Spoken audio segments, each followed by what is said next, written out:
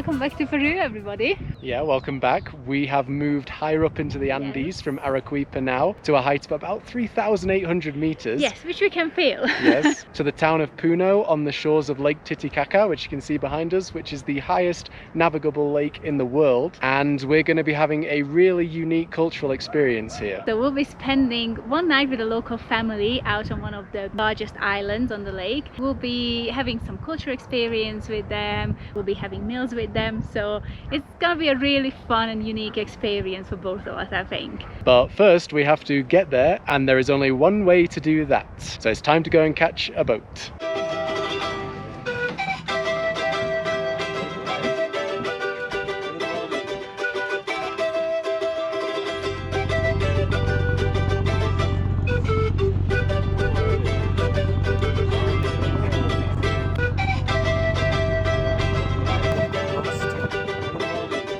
Lake Titicaca is home to the Uros Islands, a series of floating islands made by the Uru people out of totora reeds. The first stop of our tour was to visit one of these islands and learn more about the people living there. Friend, his name is Rolando, no? Orlando, he's very happy with your visit. Caballo de totora. Mis amigos también compran algunas pequeñas totorillas. The people, they don't plant it, they don't grow it. We have in this area 27,000 hectares of the reeds. You can see the islands are made of these crazy reeds, totora reeds that they just stack on top of one another, like one this way, one that way, one this way, up to like 3 meters they said, which is crazy. Below us is just water. Where's the family? There is the family. Ahí está. Presidente Orlando. Primera esposa is considerado como la primera dama. That side is the romantic boat. The people, they use that for the fishing, hunting, bring the children to the school, and also that side is good for can go to look at the girlfriends. That is the Lamborghini or Ferrari. So the Uros people are descended from a really ancient culture, and they speak the Aymara language, which is really only spoken by like 1 million other people here in Peru and Bolivia and northern Chile. Amazing that they live out here on these islands. I mean, they have solar panels and stuff now, so it's not as crazy isolated as it once was, but it's still pretty isolated. We were then given the chance to go inside one of our hosts' home to have a look around.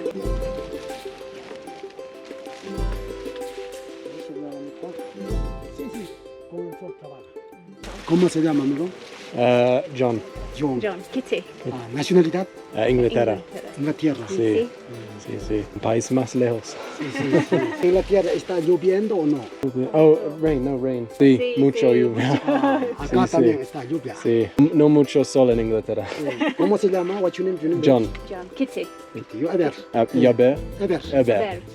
Mucho gusto.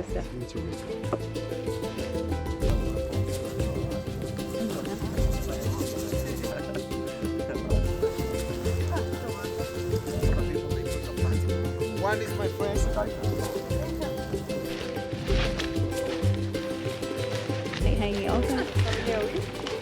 We were then given a very fun farewell.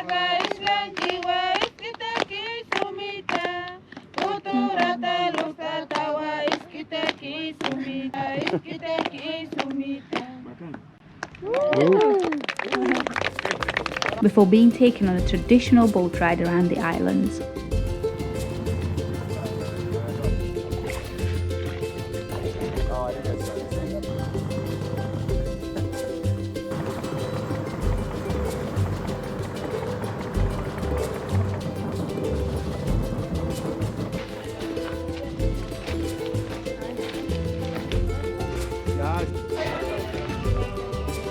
We left the floating Uros Islands behind and set out on a 3-hour boat journey across Lake Titicaca to Amantani Island.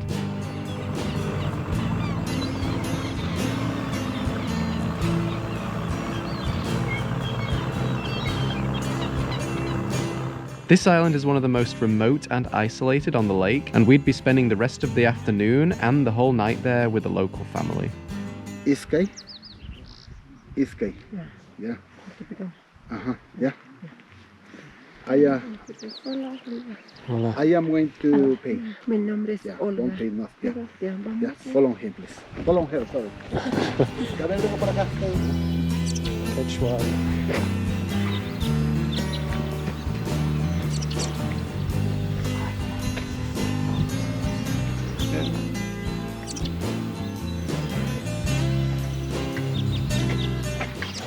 Ahí está mi cuarto.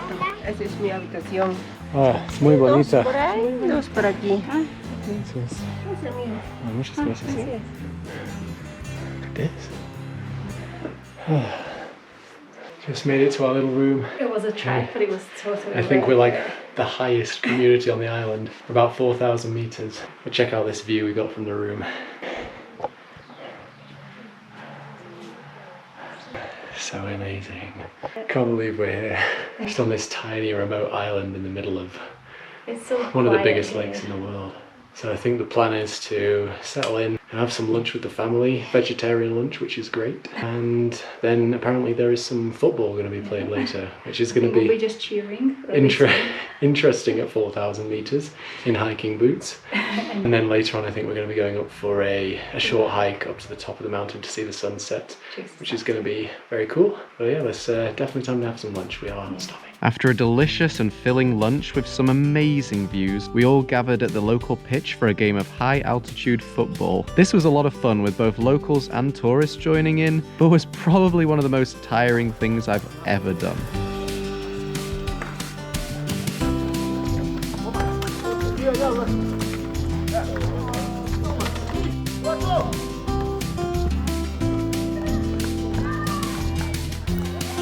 I think playing football at that altitude, probably one of the hardest things I've ever done in my life. That was insane. Like with the altitude, it's just so difficult to catch your breath. And now we have to climb a mountain. Come on now. You're alright, you didn't do anything. You just sat and filmed. Yeah, I'm carrying all your stuff now. Yeah, well, I think that's only fair. How high are we going? How high all overall? It's like 4,170 something, I think. Yeah, If I remember right. very high. I think it's the same as we were in Mexico. Uh-huh, Mexico City when we climbed the volcano. very similar. Although here you just don't feel like you're high up at all. Yeah, because you see the lake around you. Yeah, That makes you feel like you're at it's sea like, level. you wouldn't think you were 4,000 meters up. It's not like when you're in the middle of the mountains, No, it feels like you should be, close to sea level Yeah. or at sea level. which makes this feeling of out of breathness really, really strange. But this island is really beautiful.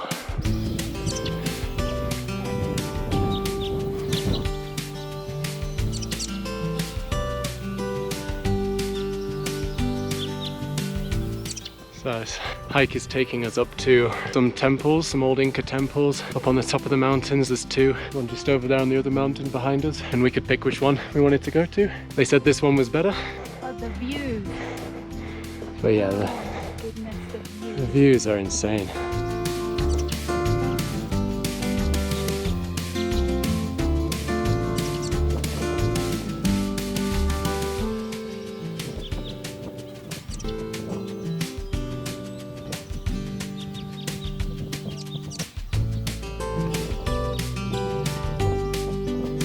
What a view from the It's top. amazing, It's honestly. like 360 degree, everywhere you look is just spectacular. The sun's just about to go down. Yeah. This place is just so magical. otherworldly, honestly. you know? We can't believe we're in this like crazy place. I know. So if you ever come to Peru and you're doing this kind of route, make sure you don't skip Puno and Lake Titicaca Yeah. because it's a must. Yeah, and It's- stay overnight yeah. on the island too, because Yeah. the Uros Islands are really cool, and you can stay on those as well. You get a more authentic experience, I think, staying here, because the Yeah. lodges on the Uros Island are more like upscale and kind of nice now, Yeah. designed for tourism. So I think here is a lot nicer. We're going back down now. We're going to have some dinner, and then there's supposed to be some kind of celebration tonight where we're going Yeah. to do some dancing. I think we'll get the chance to wear their traditional dresses and clothes, which will be exciting. Hopefully we can do that. It gets really cold up here too. So make sure you bring your bully hat and gloves and Everything. everything. We slowly made our way down the hill, taking in the incredible views over to Bolivia and enjoying just how peaceful everything felt. We watched the locals play some volleyball before settling down for a delicious home-cooked meal with our host family.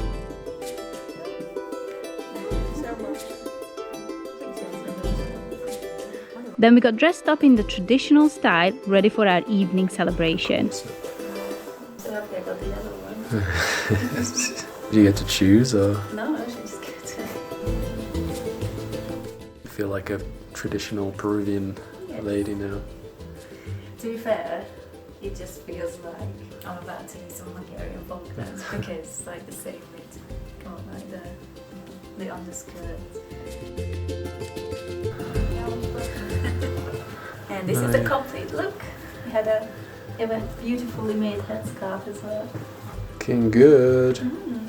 We made our way down in the dark to the main hall where we spent the night enjoying some traditional music and dancing.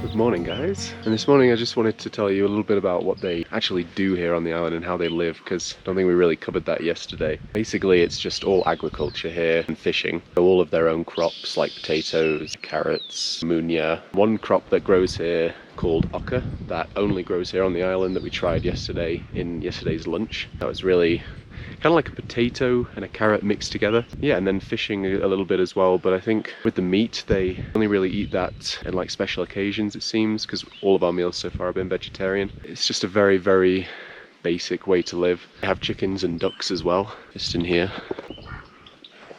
Hey guys. So obviously they eat a lot of eggs and stuff as well. We were talking to our host last night as much as we could in Spanish, and he was saying that for them to go back to Puno, it's like 30 to 70 soles, which is very expensive for these guys because they don't trade any of their vegetables with Puno or anything. Their sole income is tourism, so they really only go to Puno when it's absolutely necessary. Pretty much their entire lives are spent here on the island. Maybe once every month, once twice a month, they go to Puno just to get the necessities that they need. It's a crazy way to live. It really is. So remote, but you get treated to these unbelievable views every day. And it's so peaceful here, like no outside sound. At night you can see all the stars, the moon, everything. It's just incredible. They also have a primary and a secondary school on the island. The kids can go to get educated. We're learning more and more that the kids of the new generation, they prefer to go to the city in Puno to get further educated at university, and then they prefer to stay there because there's not really a lot for them here. It's kind of like a new age where people are starting to leave these islands. There's the same on the Uros Islands. Really feel quite privileged to have had this experience because, you know, in 15 to 20 years this might not exist. You might not be able to do this. We sat down for one last meal with our host before leaving their beautiful home, making our way back down the hills to the boats. Adios. Sí, muchas gracias por todo. Gracias. We left Amantani behind and sailed across the lake to the island of Taquile, where we had a short but beautiful hike up to the main village.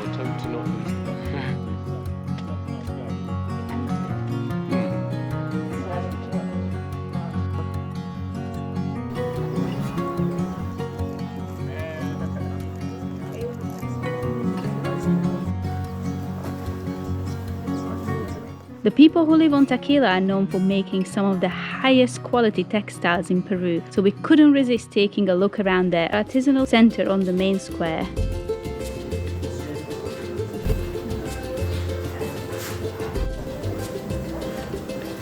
After that, we were treated to a traditional dance in the square where the locals were dressed in some very colourful outfits.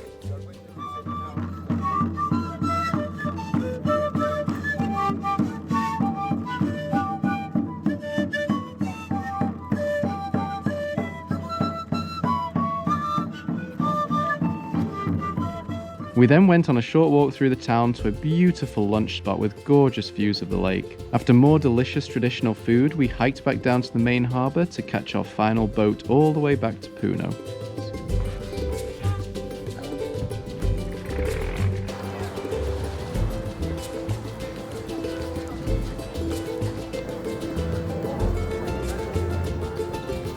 We had the most amazing time in Puno and staying on Lake Titicaca, and it is absolutely not a destination you should skip when visiting Peru. We hope you enjoyed the video and we'll see you on the next one.